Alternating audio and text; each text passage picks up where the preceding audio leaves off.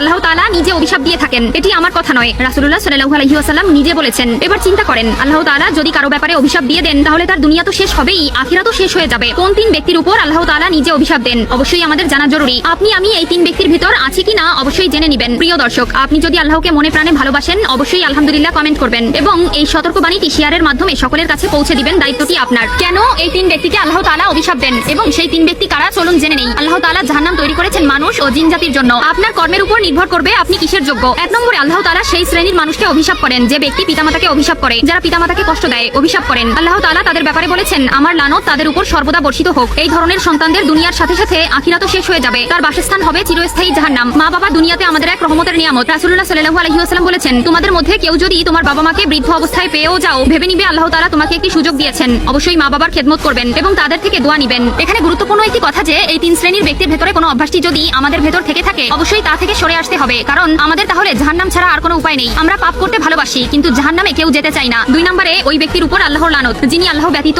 অন্য কারো নামে বা মানুষের নামে পশু জবাই করে। অনেকেই নিজের নামে বা বাবা মার নামে, ভাই বোনের নামে, সন্তানদের নামে পশু জবাই করে থাকে। আল্লাহ তাআলার নাম ভুলেও মুখে নেয় না। এই ধরনের ব্যক্তিদের উপর আল্লাহর লানত। মনে রাখবেন, আল্লাহ তাআলা ব্যতীত অন্য কারো নামে কসম করা যেমন গুনাহ, তেমনি আল্লাহ তাআলা ব্যতীত অন্য কারো নামে পশু জবাই করলে তা আল্লাহ তাআলা যেমন গ্রহণ করবেন না তেমনি তাদের উপর লানত দিবেন। কোরবানির দিনে দেখা যায় প্রায় মুসলিমরাই এই ভুলটি করেন। অবশ্যই সতর্ক হবেন এবং অন্যকেও সতর্ক